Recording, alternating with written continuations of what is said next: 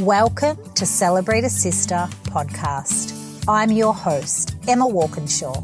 I'm a transformational coach. I facilitate the Clarity Catalyst. I'm the founder of Morning Magic Membership. I also lead retreats here in Australia and internationally. I love all things self-mastery, mindset, and personal development.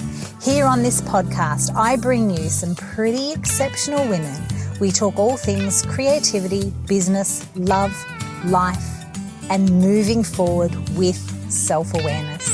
I also come to you from time to time with a solo podcast with lots of life according to Emma moments where I share some tools and also some, hopefully, inspiration for you to take the next step. Thanks for being here. Hello, everybody, and welcome to Celebrate a Sister podcast. Today, I have got the beautiful Filipa Bellette with me. She is the co-founder of a multi-award-winning health practice with her husband, Chris. It's Chris and Philly, the Functional Medicine. And Philly's also an author of Ending Body Burnout. She's an accredited clinical nutritionist, functional medicine practitioner, a coach and trauma therapist. She also has a PhD and is regularly featured in media such as 9.com.au, Forbes, and Body and Soul. Together with her husband, Chris, Philly has worked with over 2,000 plus burnt out clients in the past. Combined with 25 years experience, this practice is best known for ending body burnout for good in busy people with energy, mood, and gut issues. They were recently awarded by the Tasmanian state winner of the national finalist for the Telstra Best of Business Awards in 2022, as well as a winner of the Australian Women's Small Business Champion Awards in 2022. Philly's also passion for helping busy people have more energy, productivity, and connection came from her own personal experience of body burnout after juggling the demands of business, family, and her failing health. Welcome, Philly. Thank you so much. I'm very excited to be here. Oh, it's wonderful to have you. And I'm, first of all, congratulations on writing a book. Thank you. Look, you've had many achievements clearly, but writing a book and a PhD is no mean feat, huh? It's been big. I've actually got a little here you go, people. Pretty. It's so pretty. I love the brain. Anyone who is watching the video. It is beautiful. And the colour, the branding, it's just delightful. But mostly what I want to hear about, Philly, is your background. Can you share a bit more about your own personal journey and what led you to become a clinical nutritionist, a functional medicine practitioner, coach and trauma therapist? How did your experience shape you in arriving in this work in the world? I actually love it that you contextualize that with the labels that I guess the modalities, because I was just thinking as you were saying that I've had three burnout episodes. And with each one, I accumulated new tools in the toolkit to finally get to the root to end body burnout and to really understand why the body sends signals to you in the first place. So, my story probably starts right back as a child, but I'll go after I had my first baby. So before I had my first baby, I just finished my PhD and I definitely had health issues popping up before my first bub. Infertility, PCOS, a lot of hormone issues. And even as a teenager and in my 20s, I developed vasovagal episodes where I would faint and fit and pee myself. Not fun, but in saying that, I could still function. None of that was really stopping me from exercising or getting really good grades or working really hard. So I kind of just continued pushing those things aside, thinking, oh, they're not that bad. It's okay. I'm still functioning. And it wasn't until I had my first baby, Poppy. So she is almost 12. So that's going back 12 years ago. that it was quite an intense birth. So 3-day labor, 2 hours of pushing, ended up having forceps delivery. And there was a lot of damage to my bowels and both my bladder. Especially my bladder. I had no sensation to urinate at all. So I had to have an internal catheter in for about 4 months post-birth, which then led me to getting a lot of UTIs, lots of antibiotics. I was in and out of hospital with complications, and also a baby that would not stop crying. The only time she wasn't crying was when she was asleep. Even trying to breastfeed her, she would suck, cry. And so that was like both the physical trauma and also just trying to navigate a baby that never stopped crying and my own limitations with my health. Now, what happened is I watched other mums and I saw that with each month they were getting better and, they were bouncing back, and I felt like I was going in the reverse. So each month I just felt like I was accumulating more and more symptoms. So definitely any energy issues, definitely all the hormonal stuff, especially just like zilch libido, which started causing complications with the relationship with my husband. Gut issues, chronic pain in my body that had no kind of musculoskeletal reason to be there, anxiety, depression, and even developed chemical sensitivities as well. And so by the time Poppy was 1, I was just like, I feel like an 80-year-old and I need to do something. Currently, I wasn't getting anywhere with GPs because all their blood said that things were fine. And so that's where I actually started looking into nutrition. And previous to that, I was just eating like your standard Australian processed food diet. And then it was like light bulb moment. I could eat healthy food and reduce inflammation in my body and actually heal myself. Oh my goodness. What?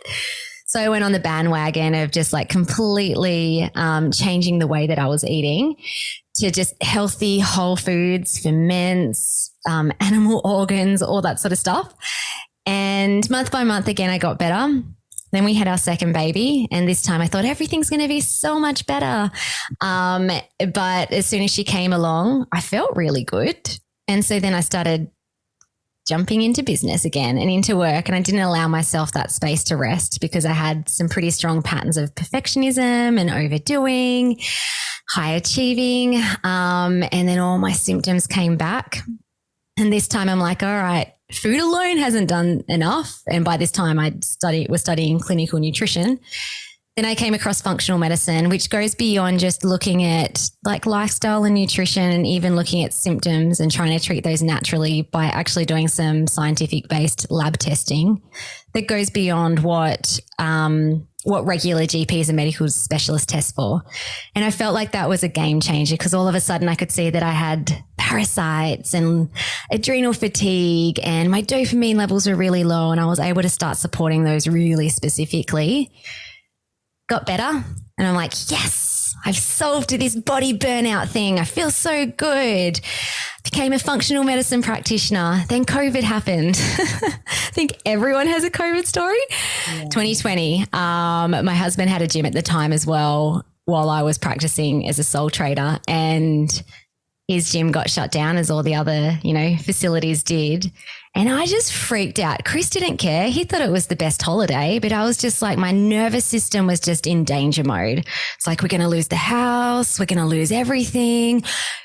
My system was not coping with the change. And there was a lot of stuff happening too in the natural therapy space where it was a bit of a witch hunt around like vaccines and rat testing and all sorts of stuff. So I just felt very unsafe during that time. And all my symptoms came back again. And also insomnia, which was just the worst ever.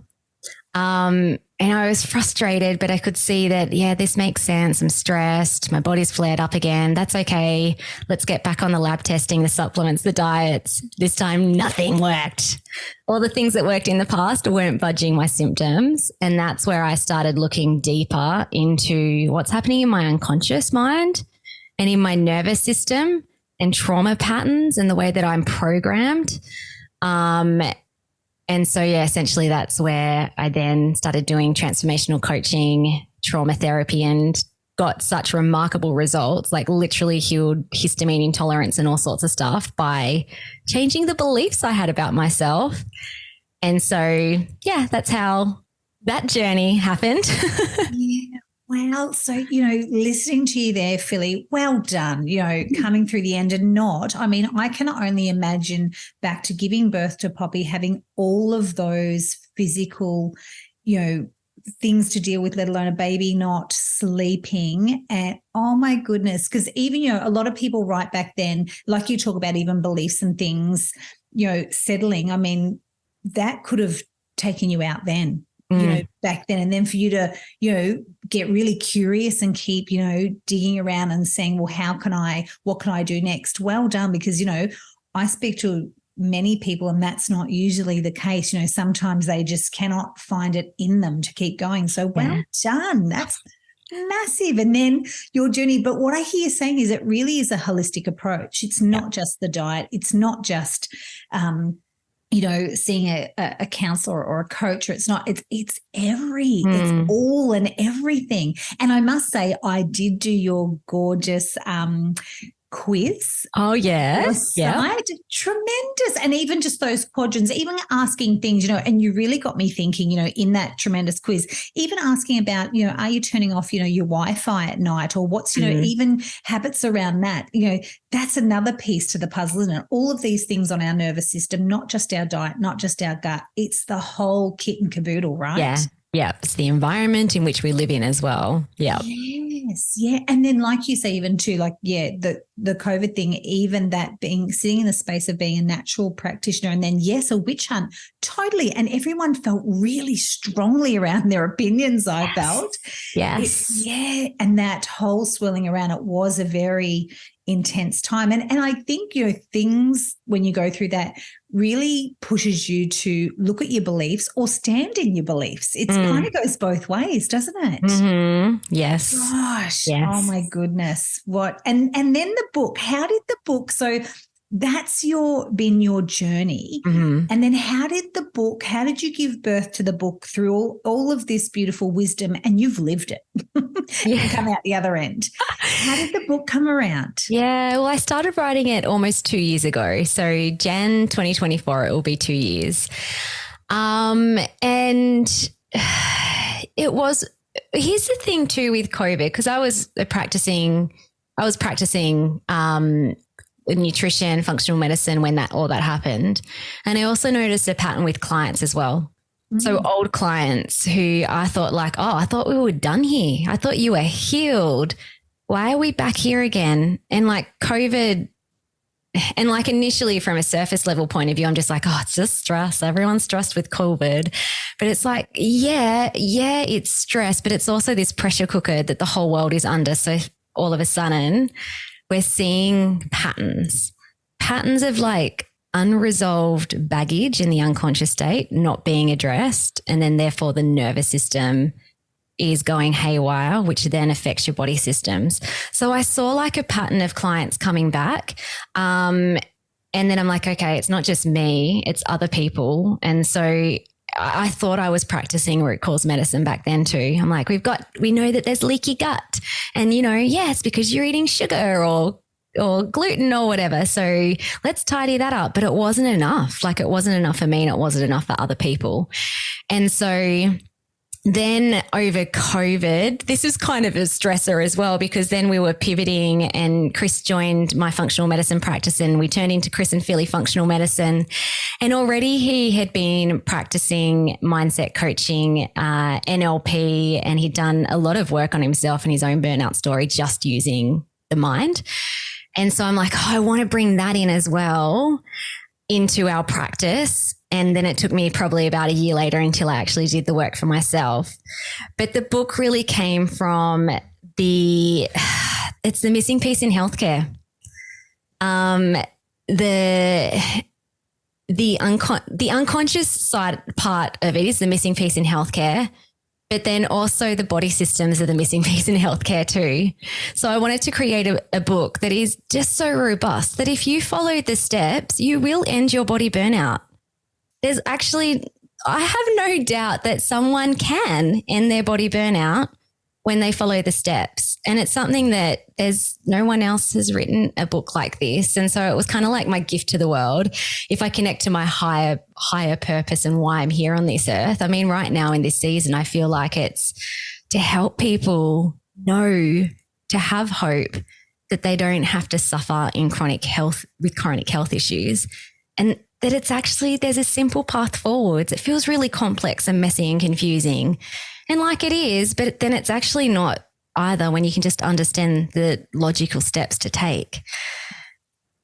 Well, what would you say, when you just said something then, and I thought, oh gosh, yeah. So like you said, and you referred to yourself around the recovering perfectionist, would you even say that is sometimes a big sign where burnout can come from that? Because living with that, like you say, that unconscious program, which is at all costs, it must be perfect and it must be right. And having that program, and that's a big one for a lot of people, isn't it? So would you say that there are certain, I guess, I want to say personality traits, or I want to say certain belief systems that are somewhat more prone to burnout? 100%, yes. Yeah. So the book, and I guess also a lot of the people we work with are what we call busy. And I do that in inverted commas too, like busy people. So not just busy because they have a full life and they are living on purpose and they love what they do and they're in flow, but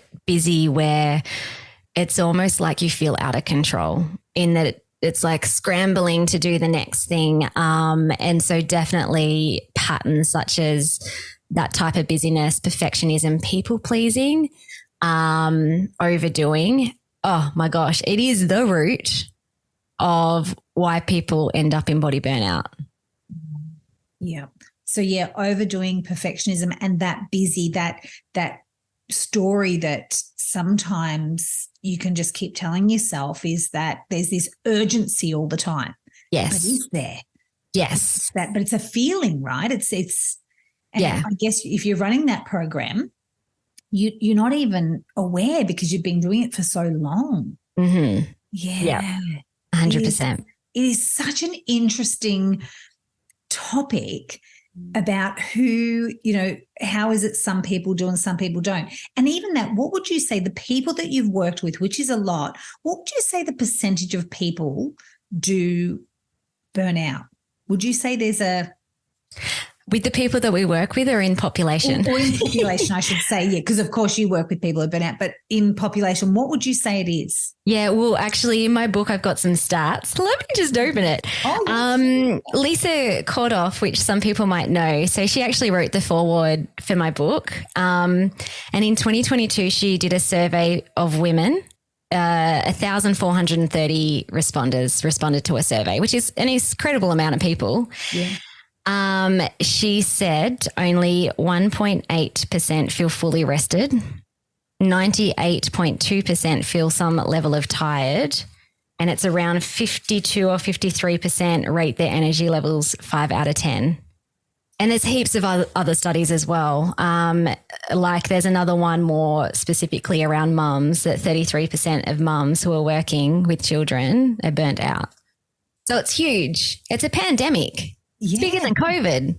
Yeah, without a doubt. And no one's talking about it. Well, no one's but do you know what I mean? Like it's just like the government isn't. Yeah. So no, push harder and keep going, people, because we need this country running. Like it's, and even, it makes me think of even our ridiculously poor maternity leave here in Australia. Like even that, we want women to procreate and we want families to thrive and we want to have, but yet let's not give them any time. Let's just have the baby and get back to work. And we'll have daycare facilities for your baby at 6 weeks old. What the? Yeah, that's crazy. Yeah. Yeah. And, what do you do? We, I guess we're all just, like we say, we're in a pattern, we're running a pattern, and that's just what we think is the thing to do. Yeah, this is such a great topic to shed light on. So, Philly, firstly, how would someone start to identify, apart from going to your quiz, of course? Oh, yeah, the quiz is great. Yes, the quiz is tremendous. Like apart from quiz, wonderful. Yeah. But how would someone start to identify that they are potentially in burnout, and what would be some piece of, I mean, I know the puzzle's big because we've just said, there's many pieces to this puzzle to come back from burnout, but what could be some piece to the puzzle? Where could someone start? So what would be the symptoms and where could someone start? Yeah, cool. So symptoms, like the big 3 symptoms that I see: energy, mood, and gut issues. So that shows up as, like, it could be full on chronic fatigue. It could be just energy imbalances where you're waking up feeling tired even though you've slept all night, or maybe you're starting not to sleep very well, or full blown insomnia. It could also be brain fog, low motivation, mood side of things, anxiety, depression, or it might just be irritability or snappiness, or like you're not tolerating or coping with daily stresses like you used to be able to. They would be earlier signs. I'd throw in PMS and perimenopausal in mood as well, because burnout and stress it taxes our female hormones. And so a lot of women think that PMS and menopausal symptoms are normal, but it's actually not. Like, it's the norm, but it's not normal. And so it can show up when the body is burnt out also. And then gut issues. And that's probably not a symptom that people would think about when they think about classic burnout.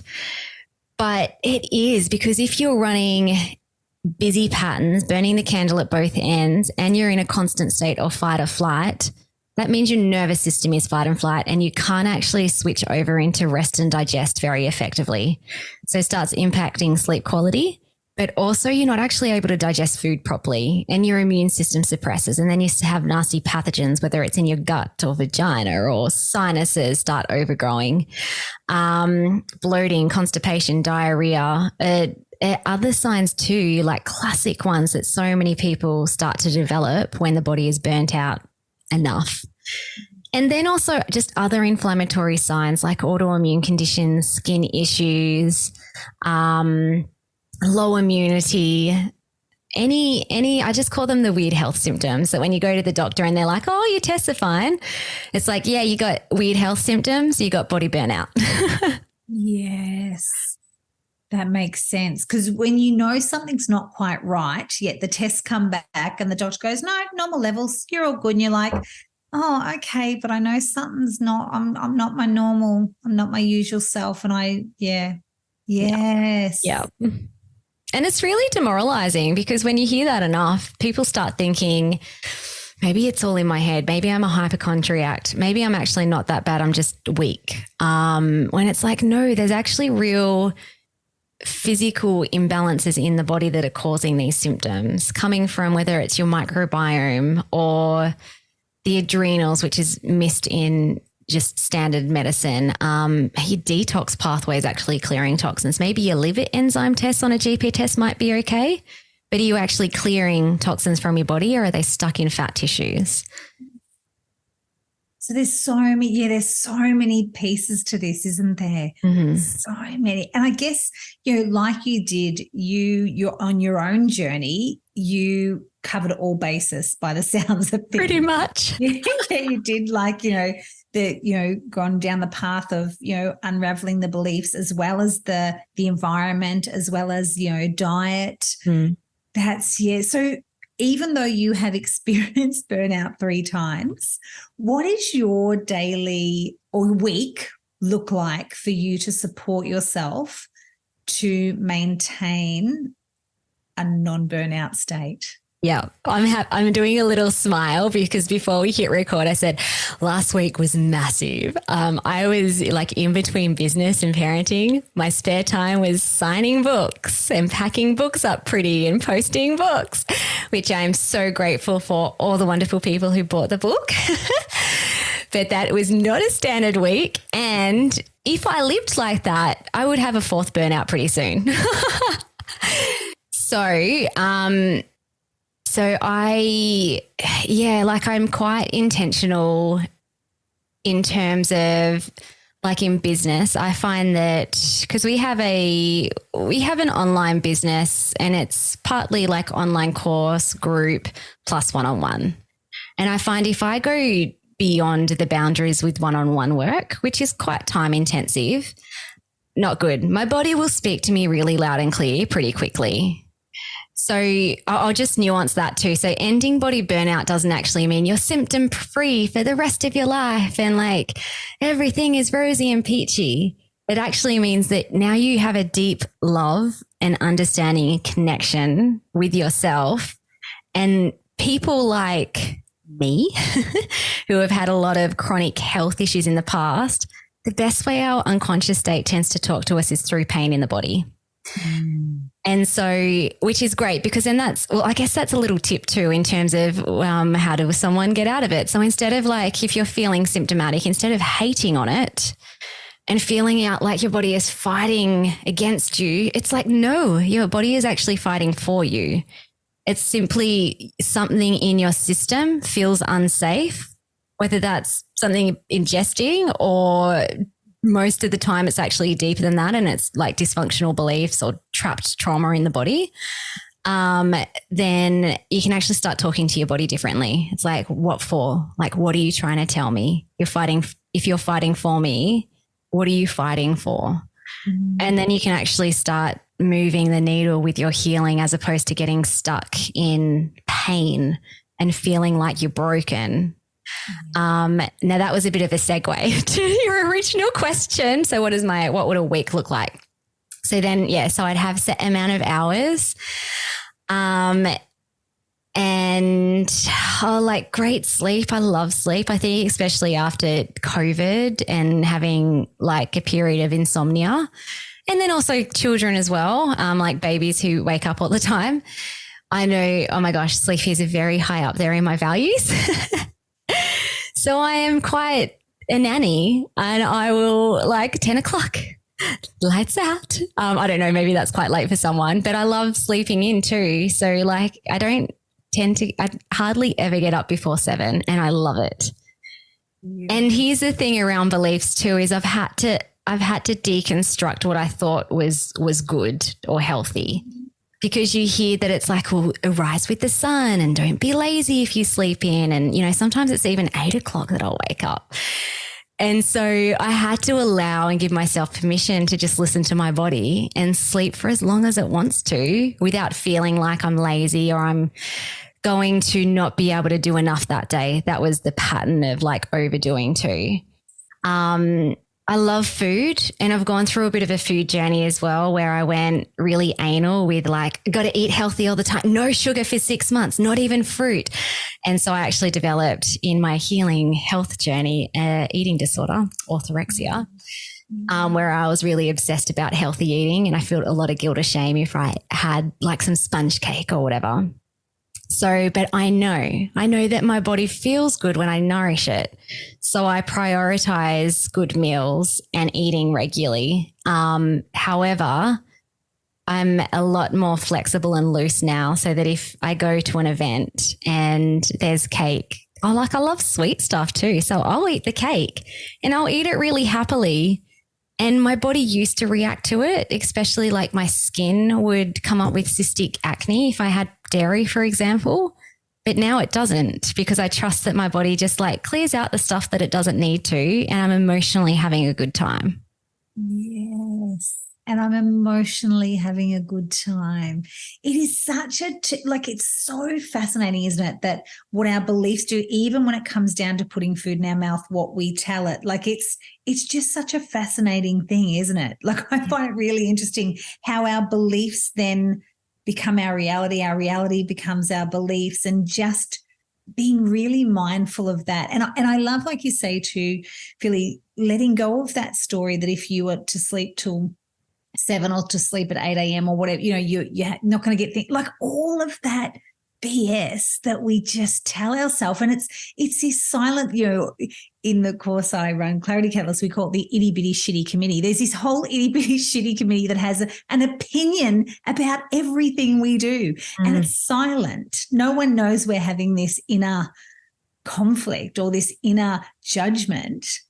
It's fascinating to just work through that. And I love that, you know, the whole body awareness is such a beautiful thing to tune into. And you know, I'm a yoga teacher and often, you know, you were talking there, I remember, you know, and I think I shared with you when I was on your podcast, like yin yoga for me, I know is so good for me, but sometimes it really irritates me.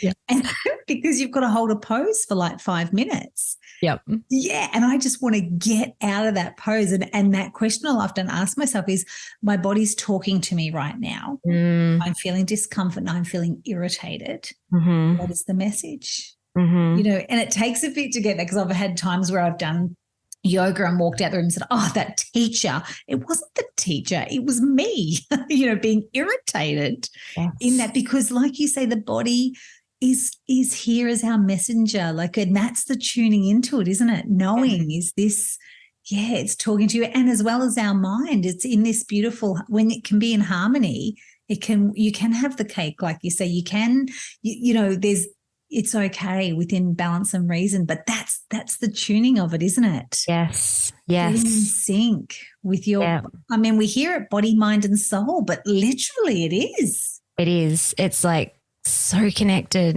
Yeah. So connected. So I had a client recently. He's just like, this month was awful. Perimenopause symptoms are going psycho. Da, da, da. And it's like, oh, it's not just that your hormones are dropping, because if it was just that and everything was in balance, then you wouldn't have symptoms. And so it's digging into like all the pieces that are necessary. Yeah. And so a lot of people, when they feel physical pain, they just think it's only physical, because like that makes sense. It's like, I feel it in my body, so therefore it must be physical. And it always is, but it's also connected to the mind and the spirit, or the soul. When you just said that about the perimenopause, I know through my own experience, I am perimenopausal, and the emotion that I'm connecting to it. And yes, I'm feeling things in my body, but I'm actually feeling a lot of grief. Moving from, you know, child rearing, I'm moving into a new stage of life. And I'm connecting a lot of grief to it. Like, I'm having moments of sadness and moments of really realizing my, you know, I'm past youth. I'm now midlife. You know, in a couple of years I'll be 50. And yes, okay, that's young, but you know, I'm leaving behind a version of Emma who ovulated. I'm leaving behind a version of Emma who had a period. And now she doesn't, you know, so I'm trying to sit with that, and I'm definitely feeling symptoms. And, you know, I've got a dear friend and we talk lots about this aging with grace and coming into the next, you know, harvest moon and the next cycle of our life. But I would be lying if I told you that I'm okay with that yet. Yeah.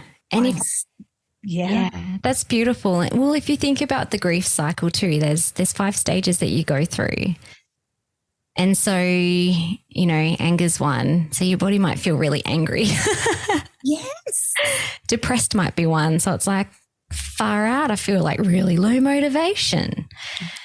And so, because there's so many symptoms connected to perimenopause that I could imagine that symptoms could manifest in different ways depending on how you're dealing with that grief, and being able to sit with that and then being able to let that go at some point. Yeah. And I think for me, a lot of it is being really honest about that's actually what's happening. I'm actually really sad. I'm actually really sad that I'm not ovulating anymore. Like, and part of me, which I never thought would come out of my mouth, I'm sad that I don't have my period once a month. And you know, here's the thing, whoever said that? No one. Yeah. Right? Yeah.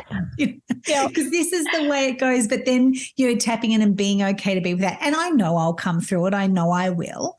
Of course I will. And I will embrace the next part of it. But it's just been, you know, to actually acknowledge that and say it has, because it's, you know, my default, not always, but would be to don't speak of that. Let's not talk about it. It's almost like admitting you're tired. Don't ever say you're tired.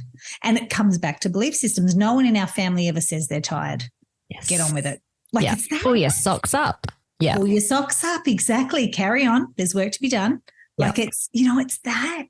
Yeah. So it's such a great, but definitely, yeah, burnout is clearly very prevalent in, our society. Yeah, without a doubt. Oh, so tell me, Philly, where to from here? Yes, we've got this gorgeous book that I cannot wait to get my hands on. I know it's potentially in the post. It is in the post. Yeah. So tell me where to from here. We've got the book, and what do you see for the future of your work and your impact? You know, what do you see in the future? Yeah, awesome.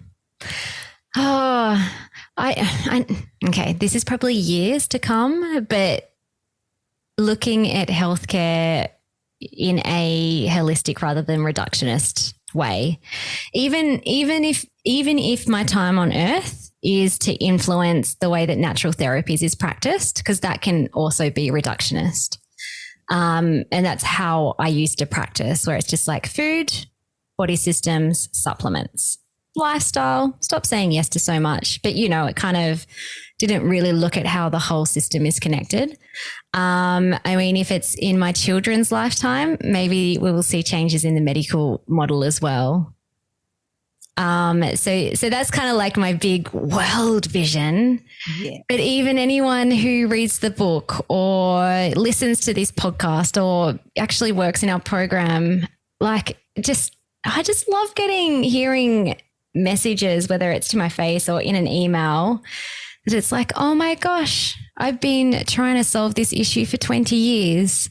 And in 3 months, I feel like I'm symptom free for the first time in 20 years. That's beautiful, that when I can help provide a really robust approach to addressing body burnout that is solvable. That's the thing. Sometimes we get lab tests back and people are like, can we fix this? I'm like, yeah, of course we can. And we can also balance out the unconscious mind as well. It's also solvable because we have this blueprint of health. And when you take the handbrake off and just allow yourself to flourish and it's safe to be you, then health is the default. And people just aren't seeing that. I don't feel I feel like there's this invisible barrier where they kind of see it over there, but they don't feel like it's possible for them, but it's entirely possible. Yeah. Yeah. Oh, this work is brilliant for you. Yeah, you are shedding light and opening up and educating people on it. And also I think the bit that you're doing too is people who've had the symptoms, you're validating them that yes, it is valid what you're thinking and feeling and experiencing. And also, like you say, here is a solution. It is fixable. We can figure this out. It's okay. Because, providing hope, validation and then hope, brilliant. That's all you can do, isn't it? And then that makes change. That's change. That's influence, like you say. It's wonderful. Thank you, Philly. It's been beautiful to chat to you. And like I said, cannot wait to get the book. So people can order your book. I will put the link in the show notes, of course. Yeah, awesome. And you've also got, and of course, your quiz. I'm going to put your quiz link in there as well. That's the Ending Body Burnout Assessment. Yeah. Assessment, exactly. And then your online program, what is that? If people wanted to work with you, is your online program available? Currently, depending on when this drops live, doors are open. Great. So we do, so our Ending Body Burnout method, which is essentially taking the book for those who want help implementing it. Doors are open. We've kind of got an extended doors open actually until January just because it's Christmas and crazy season. So, yeah. There's a beautiful landing page. I love the beautiful website pages where you can read all about the program if you would like to. Excellent. Thank you. That'll all be in the show notes. So, yes, people will hear about this. So, yes, they will. Lovely. Thank you, Philly. It's been an absolute pleasure and delight chatting to you. And I've learnt so much. I love that. So cool. Thank you so much. Thank you, my love. An invitation to you, my friend. I have a free Facebook group called 21 Minutes of Morning Magic. I go live every Monday, Tuesday and Wednesday morning at 6 a.m. Queensland time. This beautiful community was created as I love a morning practice and I know how beneficial it is for lowering stress levels, in setting intention for the day, and also taking some time to reflect. So if you would love to join me, this is my heartfelt invitation to you. Come over to the free Facebook group, Link is in the show notes, and I'll see you on the mat.